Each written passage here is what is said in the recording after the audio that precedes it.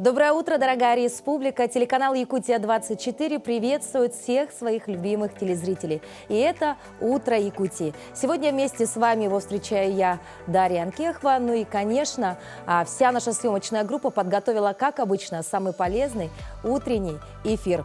Сегодня в нашей студии будут обязательно интересные гости. Ну и давайте обсудим некоторые темы, о которых сегодня мы обязательно поговорим. Число многодетных семей увеличивается в стране. С чем это связано, узнаем сегодня. Все больше россиян стали отдыхать за границей, а именно в Таиланде. Об этом тоже поговорим чуть позже. В Якутии на этой неделе объявлена декада отказа от вредных привычек. И сегодня наш доктор даст нам полезные советы. Ну и сегодня отмечается такой интересный праздник, как День самопознания. Что же это такое, расскажет нам психолог. Сегодня обязательно мы научимся печь и венкийские лепешки, ну и расскажем вам про то, где в Якутске проходят кулинарные курсы для детей. В полезных советах мы поделимся с вами хорошей информацией о том, как уберечь себя и обезопасить от падения во время гололеда. Ну а в завершение нашего выпуска мы разыграем интересные билеты, полезные билеты, потому что сегодня состоится премьера фильма якутского режиссера Степана Бурнашова «Айта». И гости, которые участвовали в съемочном процессе, также посетят наш утренний эфир. Оставайтесь с нами, все будет очень интересно. В центральных районах температура воздуха на 6 часов утра была на отметке минус 10 градусов. В заречной группе 9 градусов ниже 0. В южных районах 3 со знаком минус, в Вилюйской 11-17 градусов ниже 0. В Нижнеленских 24 градуса мороза, в западных до минус 14. В Колымендигирской группе улусов 2 градуса ниже 0. В Янских до минус 30, на северо-западе 27 ниже 0. В Якутске температура воздуха на 6 часов утра была на отметке минус 6 градусов.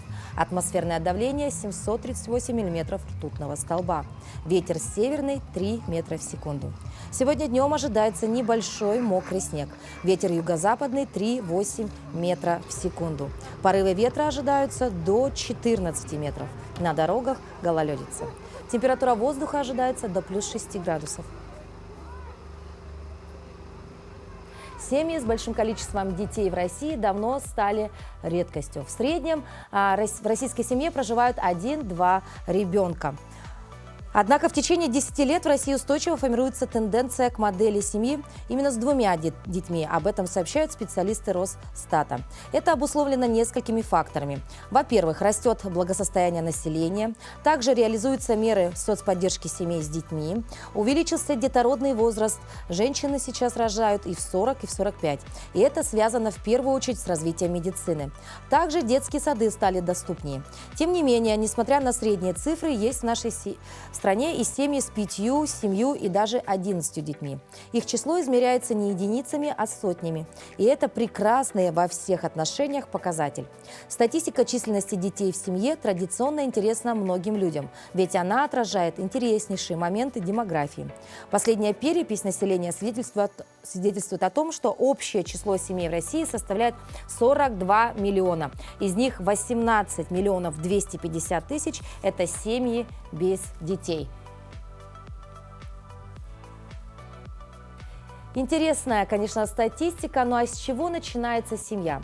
Конечно же, с отношений. И сегодня мы открываем наш эфир интересной историей любви Варвары и Гаврила. Они неразлучны на протяжении 10 лет, а объединяет их общая любовь – это спорт. Знакомьтесь, Варвара, мастер спорта России по тэквондо, обладательница синего пояса по бразильскому джиу-джитсу, действующая спортсменка по смешанным единоборствам. Гаврил – мастер спорта России по боевому самбо, старший тренер по дзюдо и обладатель черного пояса. Неудивительно, что в свое время эту пару связал именно спорт. Я уехал на сбор в Монголию, и со мной были девочки дзюдоистки, которые со мной тренируются. И Мои подруги. Они ее подруги. И мы как-то так... Я у них ноутбук одалживал, и там общие фотки были. И увидели там Варю, да? Да, я увидел ее и начал спрашивать, кто такая там. И потом Написал ВКонтакте. Так, написались. У него не было ни одной фотографии на страничке. Да, было пусто. И меня удивило, что у нас было очень много общих друзей. И, конечно же, я у подруг начала расспрашивать, что это за молодой человек. Мне все в подробностях рассказали, что он очень ответственный, очень трудолюбивый. И я такая, так. С тех пор Варвара и Гаврил неразлучны уже 10 лет. А спорт давно стал образом жизни, в котором их сейчас двое. Мы в спорте 24 на 7. Мы тренируем, потом идем сами тренируемся, потом опять тренируем и опять тренируемся. Вот так вот у нас каждый день как бы. А если даже у нас отпуск, то у нас отпуск очень активный. Либо куда-нибудь восхождение на гору, либо какой-нибудь трип. Обязательно активность какая-то должна быть. Но это как образ жизни уже. Мы уже не можем без этого. Когда мы приедем на какое-нибудь новое место, обязательно с утра выходим на пробежку и два зайца убиваем. И тренировка, и смотрим окрестности. Да. Вот так спорт каждый раз открывает им дорогу в будущее. А в прошлом году пара открыла свою школу единоборств, в которой оба преподают детям и взрослым. Мы всю жизнь в спорте, всю жизнь в единоборствах, поэтому очень хотели передать свои знания деткам и с раннего возраста. Наша, так сказать, миссия, чтобы каждый ребенок полюбил спорт с самого раннего возраста. Сейчас же вольная борьба №1, и хочется, чтобы тоже дзюдо, тэквондо, вот восточное единоборство тоже один в ряд свались. Да, потому что у нас сейчас и по дзюдо очень много результатов. Я сам являюсь старшим тренером республики, и у нас девочки очень хорошо выступают. У нас 5 членов сборной России есть, и очень достойно выступают и защищают честь республики. Недавно на первенстве России 3 девочек стали призерами. Да. Первенство России по дзюдо. Я же как старший тренер, я сейчас детей учу и до 8 класса довожу, и хочу, чтобы ребята, кто выбрал уже спорт, как бы хочу, чтобы они поступили уже в училище Олимпийского резерва, и то уже с ними плотно уже заниматься, чтобы достигать высоких результатов. Помимо общего детища, Варвара и Гаврил – действующие спортсмены. В их планах не только взращивать будущих чемпионов, но и самим покорять спортивный Олимп. Планирую в будущем попасть в самую лучшую организацию мира, UFC. И хочу стать именно первой девушкой, которая с Якутии, которая попадет в эту организацию. Что самое важное, самое ценное для вас? Ну, самое главное, наверное, это семья, здоровье. Это самое главное. Ну и человек все равно мечта и заниматься любимым делом. Тем, что просыпаешься утром и идешь на любимую работу, занимаешься тем, что любишь. Вообще у нас очень одинаковые ценности. Для меня тоже очень важно, чтобы человек нашел себя, чтобы он утром реально просыпался и шел на любимую работу и был счастлив от того, чем занимается. И, конечно же, семья. А сегодня перед Варварой и Гаврилом стоит главная задача, чтобы каждый ребенок спешил на занятия с горящими глазами и научился преодолевать любые трудности, занимаясь спортом. Катерина Винокурова, Илья Сыромятников, Якутск. Самое важное событие в жизни каждой семьи – это, конечно же, рождение детей. И с этим возникает много вопросов у семей. Ну, к примеру, на какие поддержки может претендовать семья? На региональном портале e-yakutia.ru функционирует сервис «Калькулятор мер социальной поддержки семей с детьми», который как раз помогает разобраться в этом вопросе. Об этом сервисе мы поговорим сегодня с нашим утренним гостем. Это аналитик отдела координации электронных услуг Центра «Мои документы» Александра Филиппова. Доброе утро, Александра. Доброе утро. Александра, что за калькулятор такой интересный, да, и как можно им воспользоваться? Это электронный сервис. Он представляет собой опросную форму, которая с помощью наводящих вопросов и предварительного расчета доходов семьи определяет меры поддержки, на которые семья может претендовать. Расположен этот калькулятор у нас на региональном портале e-yakutia.ru. Для того, чтобы им воспользоваться, необходимо выполнить вход на портал. Это ваш логин и пароль от портала госуслуг, ЕСЕ по-другому называется. Вбить в поисковой строке калькулятор, либо по баннеру пройти на главной странице и заполнить каждое поле. И автоматически калькулятор все посчитает, с актуальными размерами выведет информацию и ссылки на электронное оформление. Это насколько точные эти данные? То есть вот прям стопроцентно, да? Стопроцентно, но все равно важно сказать о том, что калькулятор носит такой ознакомительный и предварительный расчет, потому что по некоторым выплатам у нас есть определенные критерии нуждаемости и иные такие критерии, да, но размеры, они все у нас актуальны с учетом всех индексаций на 2023 год, и ссылки тоже все. Александра, недавно вводились новые меры поддержки, такие, например, как единое пособие в размере 200 тысяч рублей многодетным семьям, которые они могли получить взамен на земельный участок. Они отражены, такие нюансы в калькуляторе? Да, конечно. Всего у нас калькулятор производит расчет по 29 мерам социальной поддержки, которые у нас есть в республике, в том числе единое пособие, которое вот с 2023 года было внедрено и включает в себя несколько других выплат. Это выплаты беременной женщины, которая встала на учет в ранние сроки беременности, при рождении первого ребенка ежемесячно, или как ранее у нас в народе называли путинское пособие, при рождении третьего ребенка это айсеновская выплата, а также пособие от 3 до 7, от 8 до 17. А какой сегодня прожиточный минимум? Прожиточный минимум у нас установленный в целом на душу населения, средний это 21 706 рублей, но при этом у нас есть разделение по зонам. Это первая зона, это северные районы, и вторая зона, это город Якутск и центральные районы. Если говорить на душу населения, то это 25 396 для первой зоны, для северных районов, и 21 727 рублей для второй зоны.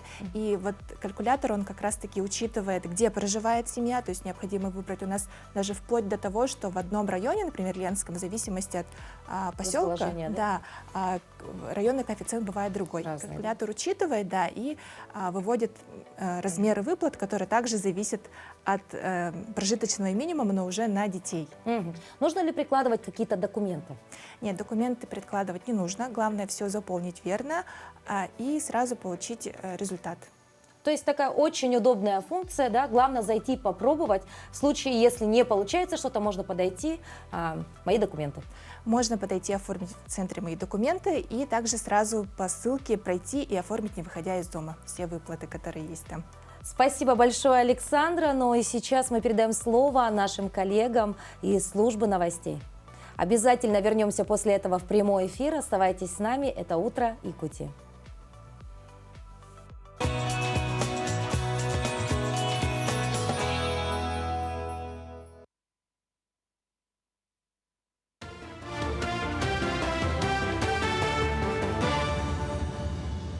Доброе утро, Якутия! В студии Кристина Якупова. В Социальном фонде России по республике рассказали о сроках назначения и выплаты единого пособия. Семьям по этому направлению перечислили 1 миллиард 26 миллионов рублей. Так, новая мера государственной поддержки назначена более 48 тысячам детей и 2175 беременным женщинам. Об этом сообщил заместитель управляющего отделением Социального фонда Российской Федерации по Якутии Марк Унаров. Он отметил, что самым частым вопросом из поступающих на контакт-центр остается вопрос о сроках выплаты данного пособия. Решение о назначении единого пособия выносится в течение 10 рабочих дней со дня подачи заявления и поступления в социальный фонд необходимых сведений организации и документов заявителя. Хочу напомнить, с мая месяца изменяется порядок финансирования выплаты. При этом до мая выплата будет осуществляться в прежнем порядке. Переход на единый день выплат происходит автоматически, в беззаявительном порядке в течение июня. Так, ежемесячная выплата из материнского семейного капитала за май поступит 5 июня. В таком же порядке за июнь, 5 июля, за июль, 5 августа и так далее. Энергетики западных электрических сетей «Якутскэнерго» ведут работы по замене и техобслуживанию силовых трансформаторов на трансформаторных подстанциях. В этом году энергетики планируют капремонт 68 трансформаторных подстанций. Планируется замена изношенных силовых трансформаторов, которые по результатам осмотров имеют отклонения от нормативных параметров. Также они выполняют большой комплекс работ по устранению выявленных дефектов, произведению замены уплотнений, автоматических выключений переключателей и других элементов оборудования. Эти работы позволят значительно снизить вероятность возникновения технологических нарушений и обеспечить бесперебойную подачу электроэнергии потребителям Сунтарского, Нюрбинского, Верхневилюйского, Вилюйского, Мирнинского, Ленского и Алекминского районов. Исполком Международного олимпийского комитета на своем заседании намерен обсудить результаты консультации о статусе спортсменов из России и Белоруссии. Ранее организация объявила, что ищет варианты восстановить обе страны в международном спорте после того, как ранее рекомендовала их отстранить из-за конфликта на Украине. В результате МОК провел серию консультаций с национальными олимпийскими комитетами, международными федерациями, представителями спортсменов и своими членами. Изменив позицию по вызывающему разногласию вопросу, МОК предложил, что если Россия и Белоруссия вернутся на международные турниры, это произойдет на строгих условиях нейтралитета. В Якутске стартовал финальный этап универсиады среди студентов высших и среднепрофессиональных учебных заведений. Более 700 участников соревнуются в 7 видах спорта: баскетбол 3х3, волейбол, вольная борьба, мини-футбол, легкая атлетика, настольный теннис и многоборье по нормам ГТО. Соревнования пройдут до 1 апреля. По итогам универсиады будут созданы сборные команды, которые будут защищать честь республики на дальневосточных и всероссийских студенческих соревнованиях. Сюда пришли к нам на финальную часть команды, которые отобрались на отборочных соревнованиях. Это среди СПО Вилюйская группа, Заречная группа, Центральная группа и город Якутск. Так что здесь слабых команд нету. Уровень подготовки у всех очень хороший. Прямо глаза радуются, можно сказать, глядя, как участвуют юные спортсмены.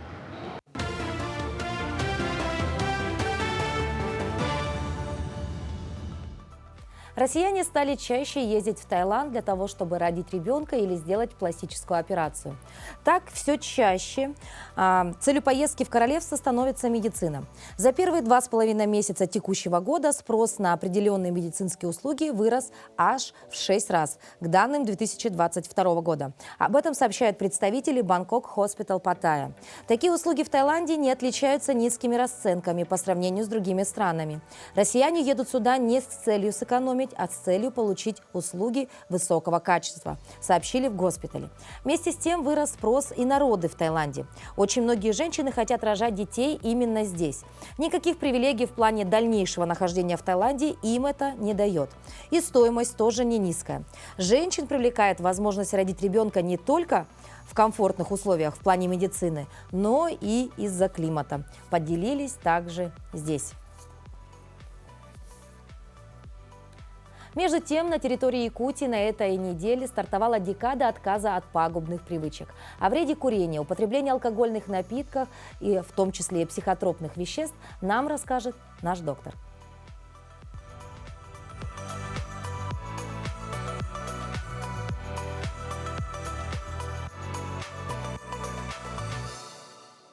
Доброе утро! Вредные привычки являются одной из самых больших проблем современного общества. По данным официальной статистики, за последние годы наблюдается прирост потребления иной никотин-содержащей продукции – вейпов, электронных сигарет, продуктов нагревания табака, кальянов и бездымного табака. Никотин-содержащая продукция наносит такой же вред организму, как и табачные изделия, а мифы об их безопасности — лишь хорошо запланированная дезинформация табачной индустрии, нацеленной в первую очередь на подростков и молодежь. Проблема алкоголя чрезвычайно серьезна. Более 200 заболеваний связаны с его злоупотреблением, а вклад алкоголя в возникновение различных заболеваний варьирует от 5 до 75%. Более всего риску алкогольной зависимости подвержены женщины и несовершеннолетние. Алкоголь — это яд, который действует на все системы организма. Помимо того, что он убивает самого человека, он также ставит под угрозу безопасность окружающих. Самое главное в нашей жизни — это здоровье. Его не купишь ни за какие деньги. Важно сохранять здоровье с раннего возраста. Помните, только вы создаете то, что вас окружает. Поэтому сначала нужно изменить себя, избавиться от вредных привычек, а уже потом пытаться изменить и других. Берегите себя и своих близких. Будьте здоровы!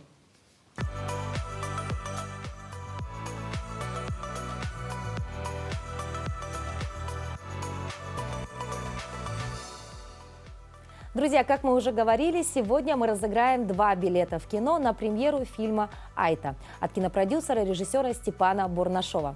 Наши условия мы вчера писали в нашем телеграм-канале, который вы видите прямо сейчас на экране. Если вдруг вы еще не являетесь нашим подписчикам, обязательно подпишитесь, потому что подобные розыгрыши мы устраиваем очень часто. Ну и позвольте озвучить условия розыгрыша. Да? Значит, вам нужно было сделать обязательно репост нашего вчерашнего поста на любых площадках социальных сетей. Второе условие – это быть подписанным на наш телеграм-канал «Утро Якутии». Ну а третье, конечно же, нужно отправить правильный ответ. Ну и вопрос звучит следующим образом. Сколько примерно тонн воды потратила съемочная группа во время съемок фильма? Напомним, в этом фильме есть и сцены с дождем.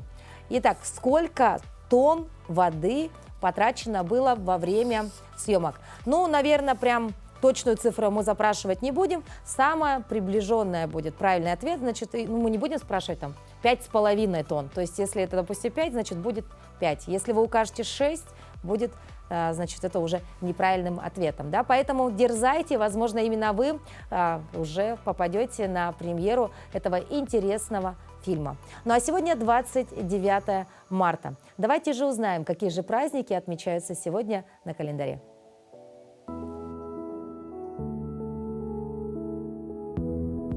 На календаре 29 марта. Сегодня отмечают День специалиста юридической службы в Вооруженных силах России, День самопознания, Международный день русалки, День фортепиано.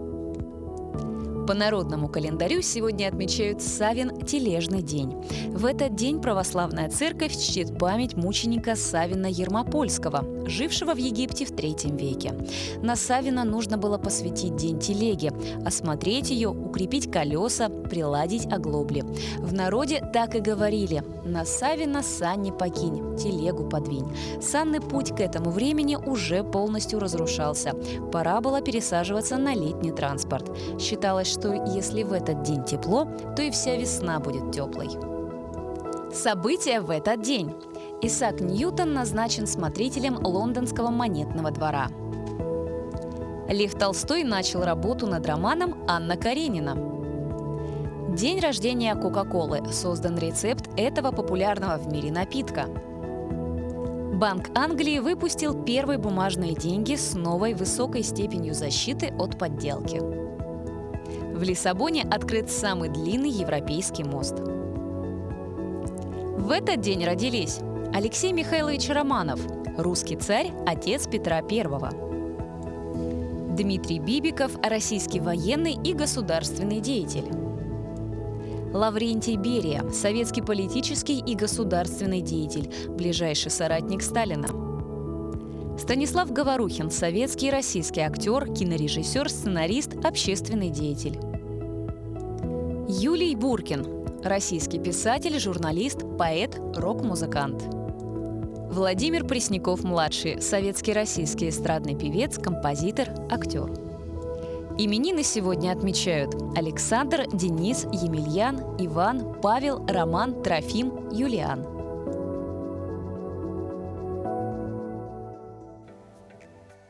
Необычный праздник, День самопознания, отмечается сегодня.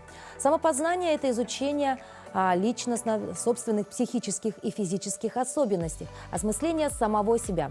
Что же такое самопознание вообще в целом? Если коротко и понятно объяснить, то это постижение своего истинного «я».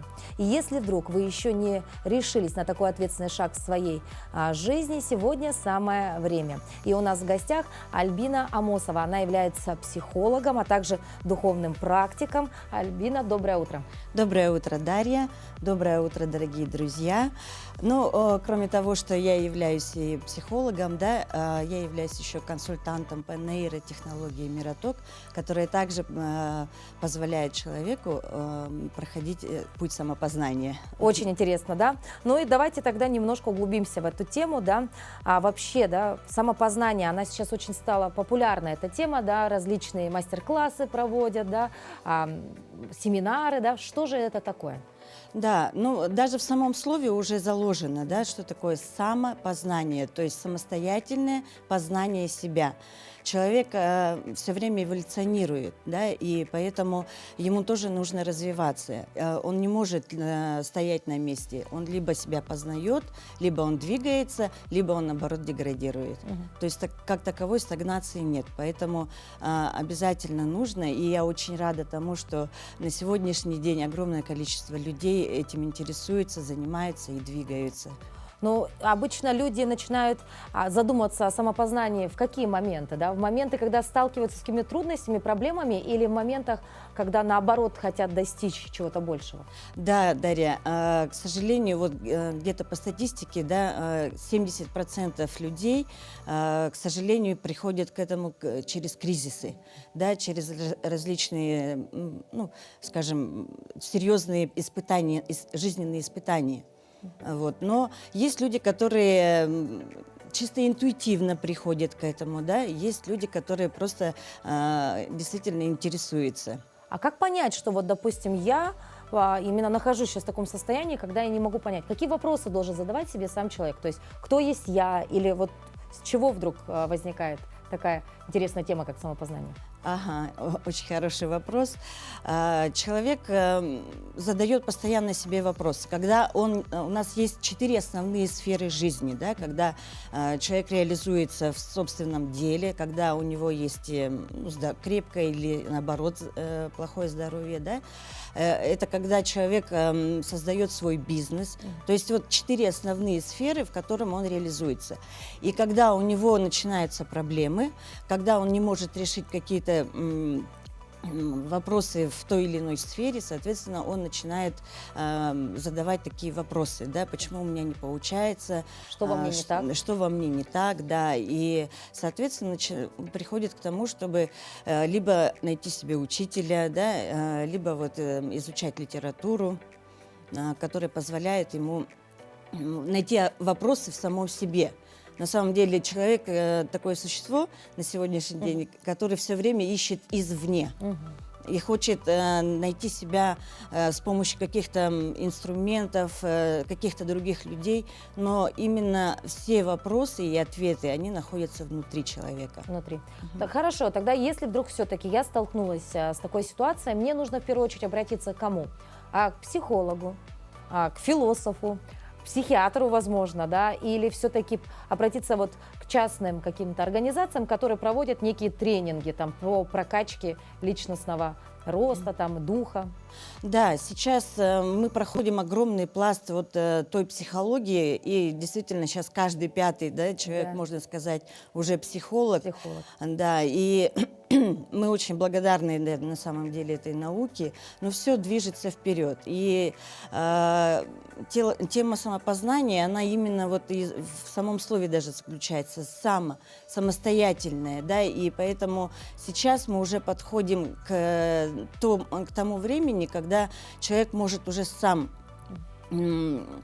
работать над собой. Конечно, учителя — это хорошо, это классно, да, но у каждого из нас есть такое понятие, как эго, да, и каждый учитель, каждый педагог, неважно на каком уровне, этапе развития он находится, он будет вещать и говорить всегда через свой вектор эго, через свое понимание. А у человека есть сакральная истина, да, именно то, что заложено только в нем, и то, что он должен реализовать именно через себя.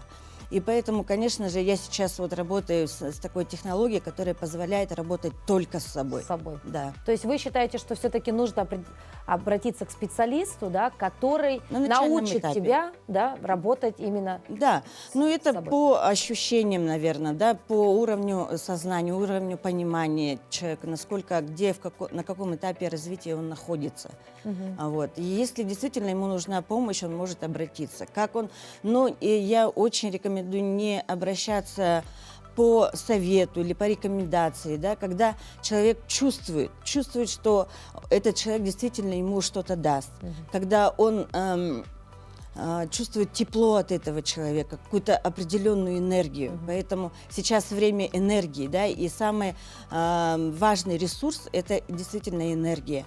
И поэтому, если раньше мы больше обращали внимание по рекомендациям, да, или там подружка позвала, или еще какие-то там родители направили, да, вот, то сейчас уже время других как бы приоритетов, да, и поэтому, конечно же, лучше находить такие технологии, которые позволяют работать самому с собой. А что, возможно, какие последствия могут возникнуть, если все-таки не разобраться со своим самопознанием? Уйдем в депрессию или как вот? Что, если не почувствовать и не оказать самому себе помощь?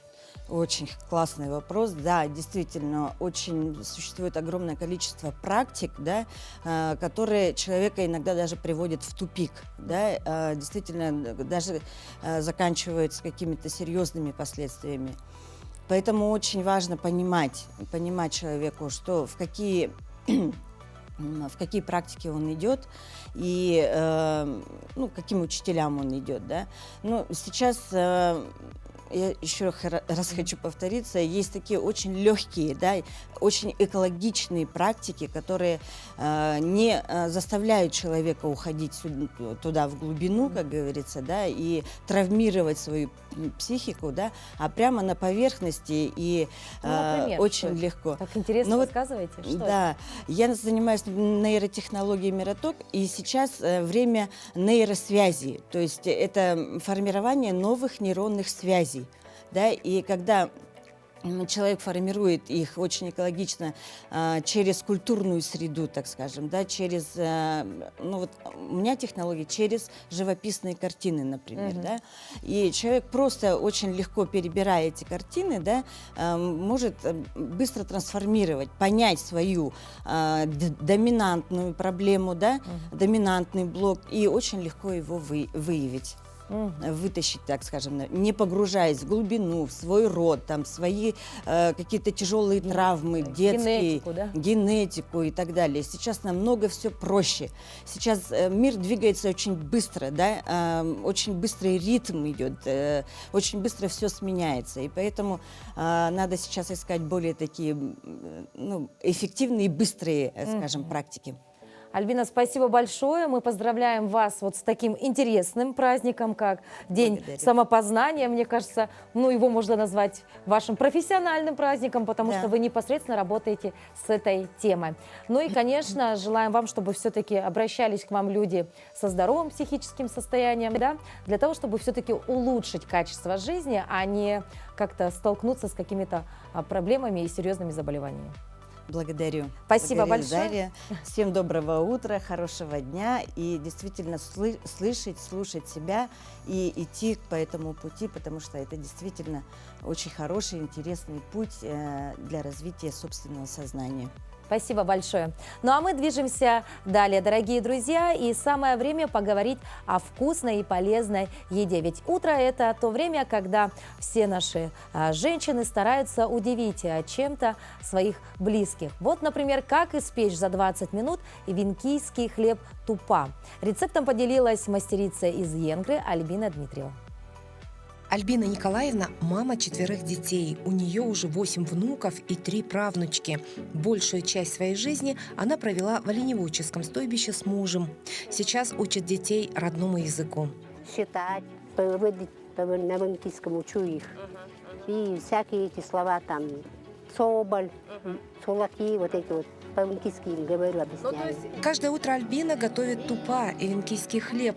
И вот что для этого необходимо. Сюда наливаем кипяченую воду, там сколько там, на 3, на 2, ну там смотришь. Наливаем соль, половину ложки и соду, чайной ложечки. Муку и мешаю. При выпечке тупа необходим умеренный огонь. Главное правильно растопить печь. Вот так с утра мы начинаем. Покушаем и начинаем. Тупа, и хлеб варить, потом обед варить. Потом у нас ужин, полник, вот это все у нас с утра. И ложу на сковородку, нагревшую сковородку. Без масла? Без масла. Сколько должна запекаться? Смотря как печка горит. А какой огонь должен быть? Сильно затопишь, она уже начинает гореть. Надо средний огонь такой, чтобы не сильно горячий был. Да? И вот так посмотрим, крутим, чтобы она не сгорела. Надо сюда вперед уголь дернуть. Палку туда-назад толкаем, чтобы уголь впереди был.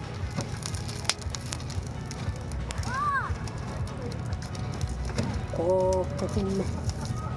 Так вот. И варим. Ох, какой жар! Да, в печке вот так сидим, варим хлеб. Летом надо вот постоянно. Утром рано встаешь, варишь. А если не успеешь, то вечером, когда прохладно достаешь. Мы варим салат из сердца оленины. Потом уман оленей. Оленей уман это вот где костный мозг. Костный мозг да, оленей. Да, вот это ставим. Язык оленей, печень. И это олени из кишков делаем колбасу кровяную. Настаиваем кровь. Вот эта густота садится, а который наверху вот это, мы ее на колбасу делаем. Она получается прозрачная такая колбаса. Оленеводческие хозяйства располагаются в десятках километрах от Иенгры. Всю еду готовят хозяйки из того, что принесут мужчины с охоты. Главное блюдо хивинкийской кухни – простота в приготовлении. Все продукты из того, чем делится с ними природа – дичь, рыба, ягоды и, конечно, оленина. Именно поэтому эвенки, таежники, отличаются отменным здоровьем. Юлия Михайлова, Виктор Дичковский, Иенгра, Нерюнгринский район. А тем временем в Якутске открылись кулинарные курсы для детей. Под руководством опытного шеф-повара малыши учатся готовить вкусные и красивые блюда. Все рецепты несложные, а главное очень быстрые, потому что дети пытаются все ингредиенты съесть еще до начала кулинарного процесса. На кухне будущих шеф-поваров побывала наша коллега Ирина Григорьева. Давайте повторим еще раз, что мы добавили в сырно-сливочный крем. Сыр, какой творожный, сахар и густые сливки. Знать, как свои 5 пальцев. В творческой мастерской проходит вкусный урок. Как замесить мягкое тесто, взбить правильно заварной крем и как красиво украсить глазурью. Опытный шеф-повар Анита Рожин отмечает, приготовление настоящих французских эклеров и профитроли под силу даже школьникам. И только показывает, поварята все делают сами. Детям, конечно же, все это интересно. Как раз-таки в таком возрасте примерно у них проявляется любовь, интерес к готовке. Они активно помогают родителям, мамам своим, братьям, сестрам. Организаторы предлагают малышам, подросткам и школьникам окунуться, можно сказать, в высокий мир кулинарного искусства и в течение нескольких дней научиться, можно сказать, интересные экзотические блюда. Сегодня дети уже приготовили очень вкусный десерт. Это профитроли, эклеры. И сегодня после обеда уже будут готовить суши. Для родителей это отличная возможность, чтобы обучить своих детей готовить. И иногда возможно, чтобы дети сами радовали своих родителей своим произведением искусства. Чем раньше начнешь, тем лучше запомнится, подумали родители Максима и решили отправить его прямиком на кухню. Несмотря на то, что Максиму 11 лет, он уже освоил приготовление разных блюд, например, медового торта. И это его не первый кулинарный подвиг. Что ты любишь готовить, например, вот дома? Блины, бисквит, пиццу. Кулинарные уроки в последнее время стали очень популярными. Организаторы составляют интересную программу, где дети в течение недели по разным группам и возрастам учатся готовить.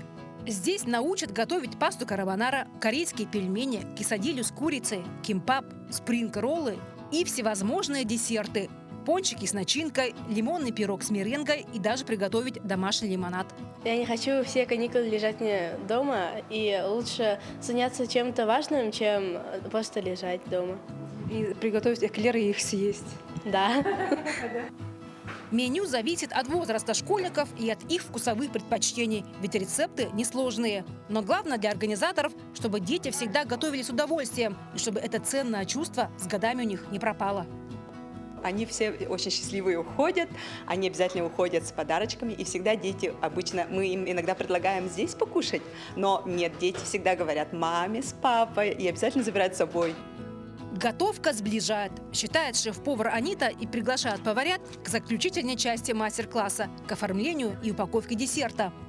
Этот момент – самая волнительная часть урока, ведь большинство детей отказываются от дегустации и спешат домой, чтобы порадовать своих родителей и близких выпечкой, приготовленной своими руками. Ирина Григорьева, Виктор Дячковский, Якутск. Ну а сейчас перейдем к теме полезных советов. На улице города уже вовсю идет весна. Вместе с тем тротуары и пешеходные дорожки стали скользкими, что является причиной ушибов и переломов. И каждый раз в это время травматологи отмечают рост переломов рук и ног. Далее в нашей постоянной рубрике «Полезные советы» мы вам расскажем, как же нужно правильно ходить, чтобы минимизировать последствия гололеда. Не торопитесь. Лучше опоздать на важную встречу, чем получить перелом или вообще на встречу не попасть. Поэтому передвигаемся с небольшой скоростью, маленькими шажками. Постоянно смотрите под ноги. Ледяные участки могут скрываться под снегом. Руки должны быть свободны, чтобы легче удерживать равновесие на скользкой поверхности. Не держите руки в карманах, сумку вешайте на плечо. Наступайте на всю подошву. Можно передвигаться скользящими движениями, как на лыжах. Выбирайте обувь на плоской резиновой подошве с протекторами. Уменьшить скольжение обуви можно самостоятельно. Наклейте на подошву наклейки, а на подошву лейкопластырь или натрите наждачной бумагой. На скользких лестницах ставьте ногу вдоль ступеньки. Будьте внимательны и осторожны на улице. Чтобы узнать, какие же новости произошли на территории республики и за ее пределами.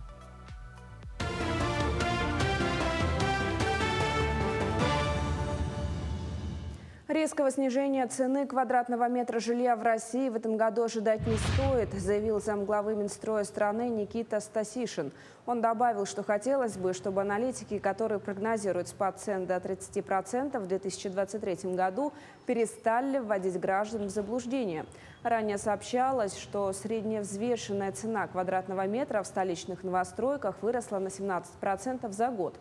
По данным аналитиков, рост цен затронул только квартиры.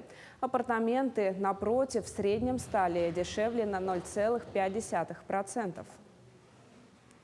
1000 кубометров деревьев, срубленных при георазведке и строительстве дорог, остаются гнить на лесных участках. Реализация срубленного леса проводится через торги, но спрос отсутствует.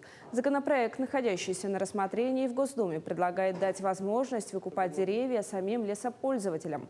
Проблемой бесхозных остатков озабочены и города, в которых ежегодно обрезают деревья.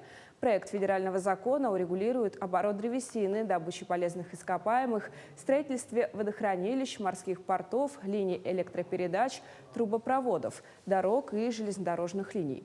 Сейчас право собственности на срубленный лес принадлежит государству, а реализацией его занимается Росимущество. В Якутии прошла уникальная экспедиция. Ученые изучали места обитания и современное состояние азиатской дикуши. Проект спонсировала компания «Полюс Алдан». Это одна из самых редких и малоизученных птиц, которая совершенно не боится человека, что поставило вид на грань уничтожения. Дикуша, как редкий вид мировой фауны, внесена в красные книги Якутии, России и мировые списки. В течение недели исследовательская группа искала следы редкой птицы в Нюрнгринском районе. Передвинулась, конечно, численность дикуши, ареал обитания уменьшилась. Вот. Там, где раньше их было, в некоторых местах уже нет, не обнаружили, даже следы не было обнаружено. Вот. А вот местность именно Темтон, близ метеостанции Усть-Барлас, там уже обнаружили саму дикушу. Китайская сторона объявила о готовности возобновить пассажирское сообщение в апреле еще в 2 пунктах пропуска через российско-китайскую границу в Приморском крае. Пассажирское сообщение в Приморье на регулярной основе было возобновлено в январе через автомобильные пункты на российско-китайской границе Краскино-Хунчунь, пограничные Суйфэньхэ, в феврале Полтавка, Дунин. В настоящее время через эти пункты пропуска проезжают пассажиры с визами. Только в марте через автомобильные пункты пропуска уссурийской таможни границу пересекли более 15 тысяч человек. Театр кукол из города Нерюнгри выступил на сцене Русского драмтеатра. Это постановка по произведению Михаила Булгакова «Китайская история». Его премьера состоялась в декабре прошлого года в городе Нерюнгри. Напомним, театр кукол прибыл в столицу для участия в республиканском театральном фестивале «Желанный берег». Сегодня труппа отправится в Нюрбинский улус, также на фестиваль, где представит свои постановки нюрбинским зрителям. Ну, наверное, многие знают, но я еще раз скажу, что наш театр – это единственный театр, профессиональный театр кукол в республике. Вот. Все, что у нас создается в нашем театре, это создается нашими руками. У нас есть замечательный бутафорский цех, который как раз и делает наших кукол, наш реквизит полностью.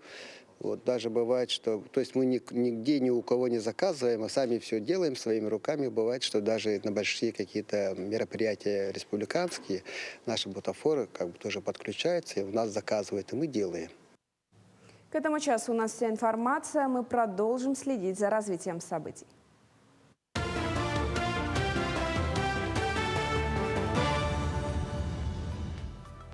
Спасибо, Кристина. Ну а 30 марта в кинотеатрах страны начинается показ фильма якутского кинорежиссера, продюсера Степана Борнашова. Это 13-й по счету фильм этого режиссера и первый в жанре детектив.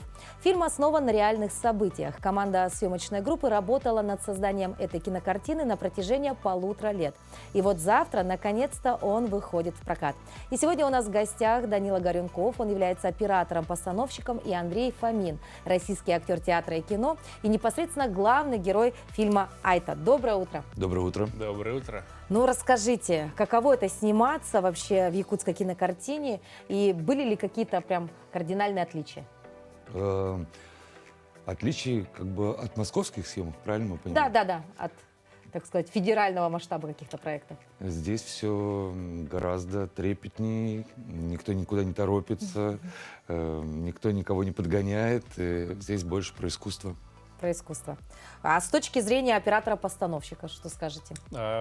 Мне просто... Я с удовольствием здесь работаю. Это мой второй фильм в Якутии. Первый «Наша зима». Со Степаном тоже его снял. И вот первый раз я побывал в Якутии, в минус 50, снимали с удовольствием. А теперь такая тема дождя. В общем, мы ее раскрывали тоже с большим интересом. Максимально, да? Получилось, как считаете? Да я даже больше скажу. Вот это мой 4-й фильм, да, со Степаном 2-й, вообще 4-й. И на данный момент он наиболее все вместе собрано оказалось для меня. То есть он сейчас мой самый любимый, и по остальным тоже моментам актерская игра, здесь и сценарий, и композитор. Как все вместе собралось, это, в общем, такая большая удача и дорого стоит. То есть такой хороший тандем получился, да, у вас? А вопрос будет, конечно же, главному герою, да? Да. Какой он? Вот, главный герой фильма «Айта». Это человек очень простой, который встречается в очень резкие для себя условия, попадает в экстремальные, и человек, который проживает за одну ночь целую судьбу, и человек меняется на протяжении всего фильма. Это было важно сыграть, как человек действительно изменился. Вот мы сейчас видим кадры из этой премьеры, да. Данила, а с точки зрения погодных условий, да, все-таки мы видим, что было очень много сцен, да, связанных с природными условиями. Все ли вышло, все ли получилось? У нас получилось максимально все, не все было легко, но к примеру, погода нам помогала, поскольку нам нужен дождь, а в кино дождь его нужно создавать, соответственно, нам нужно было много воды, погода была теплая, мы спокойно могли работать. И также это были природные пожары в это время. Они нам также помогали. Они создавали, когда у нас были дневные сцены, они создавали пасмурную атмосферу как раз. То есть даже такое явление, как пожары, они, в принципе, помогали нашим съемкам. Изюминку такую добавили. Да, это было такое ощущение нуарности. Андрей, Да. если говорить, все-таки вы работаете в актерском составе, да? Большая часть из них это были все-таки наши актеры, да? Каково это? Были ли сложности, допустим, в менталитетах, в восприятии информации, там, не знаю, в каком-то таком созидании, возможно? Да нет, никаких не было проблем. Это мы проблемы, возможно, в фильме играли, а в жизни все потрясающие актеры. Я многому чему у них научился. И подружился. Да, то есть никаких не было. Если я что-то не понимаю, мне всегда все переводят. Переводчики есть, да? Хорошо. А если говорить о том, что вот призвать сегодня зрителя прийти на этот фильм, то есть про что он? Вот какой человек должен прийти именно в качестве зрителя сегодня на такую премьеру? Я думаю, любой человек, которому больше 16 лет, это во-первых. И я думаю, что никто не останется равнодушным после просмотра. Мы показывали уже фильм во многих городах, и о фильме спорят, о фильме обсуждают, и это говорит о том, что фильм получился. То есть, когда есть какие-то мнения о фильме, это всегда уже успех. Поэтому мы приглашаем вас на наше кино с 30 марта во всех кинотеатрах страны.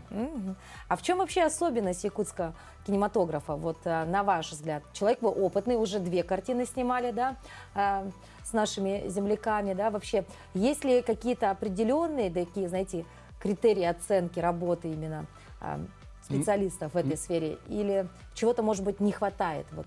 Вообще-то технически, творчески всего хватает. Но для меня лично вот этот якутский кинематограф, он особенный, потому что, как я его понимаю, он родился, он от людей же, правильно?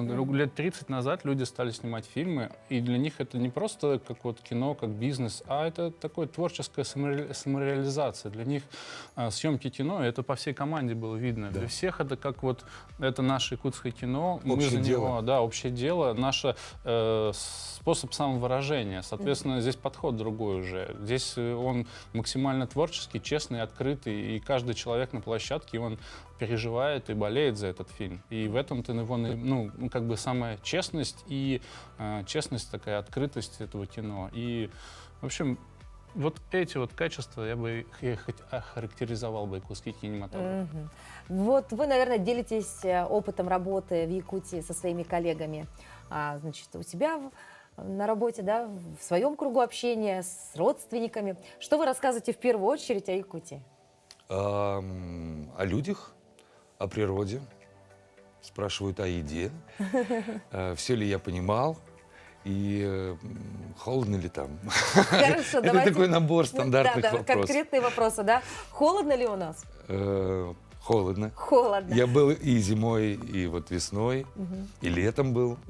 Зимой, конечно, да. Я не застал какие-то супер морозы, но минус 45 мне, как москвичу, показалось, как будто бы 75. Ну а Данила поймал. Я вообще-то люблю зиму. У меня была мечта в Якутию поехать всегда. Я лет 8 тихо, спокойно мечтал. У меня в Авдите была подруга, она училась на продюсерском, она была из Якутии, Ира Бугаева. И мы как-то с ней болтали, шутили, вот будем фильм снимать. Потом 8 лет прошло, и в итоге она меня со Степой позвонила. Я приехал, была очень холодная зима, минус 55, но я этого хотел. Опять повторяюсь, я зиму-то обожаю. Соответственно, тут все интересно было. Я у всех спрашивал, как дома на своих стоят, как керосин заливают, как машины. Вот это вся жизнь, социальные аспекты мне просто интересны были. И я, в общем, тут среди этого целый месяц жил и наслаждался этим. Вот так. Да. То есть, а что касаемо блюд? Вот быстренько, что запомнилось, что удивило, может, что попробовали впервые? Сырая печень.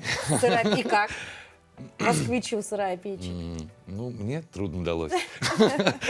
Вот, мне понравилась строганина, мне нравится мясо.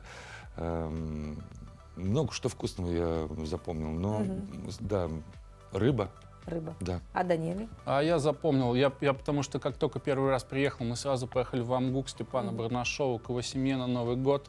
И я не буду про строганину говорить, я запомнил, такие мартышки его мама делает прекрасные. Вот из творога, что-то такого, вот я их запомнил классно. А так все, что подписываюсь, все, что Андрей сказал, все отлично.